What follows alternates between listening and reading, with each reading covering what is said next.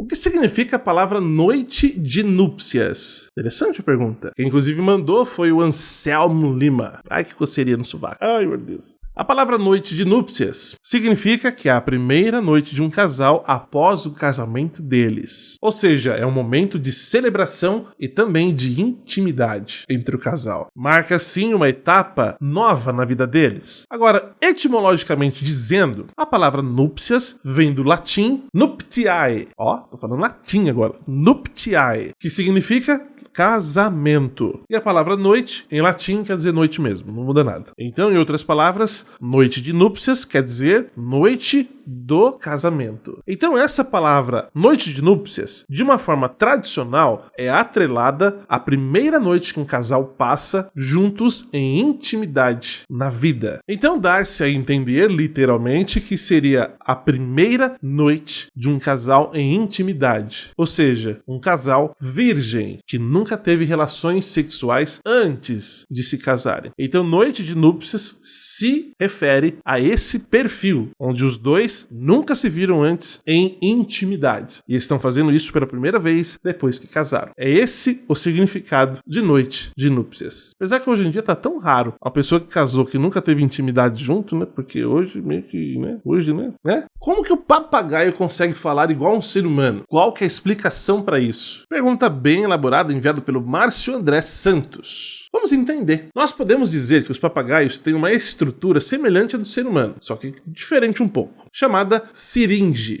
Nós temos a faringe, os papagaios têm a siringe. É diferente, mas tem o mesmo resultado, podemos dizer assim. Essa siringe nos papagaios é responsável pela produção de sons. Então, a siringe permite que eles alcancem a frequência, a intensidade que é semelhante à nossa, gerando assim falas parecidas com a nossa fala. Outro ponto é que os papagaios são aves extremamente inteligentes. Elas têm alta capacidade de aprender e ainda maior uma capacidade de memorizar as coisas. Então isso os torna capazes de imitar a fala do ser humano. Então quando você observa um papagaio falando, ele está imitando um som que ele ouviu antes de algum humano próximo a ele. Embora os papagaios falem diversas palavras, é bem interessante notar que eles não entendem nada do que eles estão falando. Eles simplesmente imitam aquilo que eles aprenderam, mas o significado para eles, não tem a menor ideia. Então por que eles são capazes de falar? Simplesmente pelo fato de eles serem inteligentes, bons de memória, eles conseguem então guardar o som que eles ouviram e imitar posteriormente, através da sua siringe. Qual que é a finalidade do pó que existe nas asas da borboleta? Será que é verdade que existe um risco se esse pó encostar nos nossos olhos de nos deixar cegos? Olha que pergunta interessante, enviado pelo perfil Anderson Silva. Esse é o Anderson Silva verdadeiro, quer dizer, não o boxeador lá, o outro,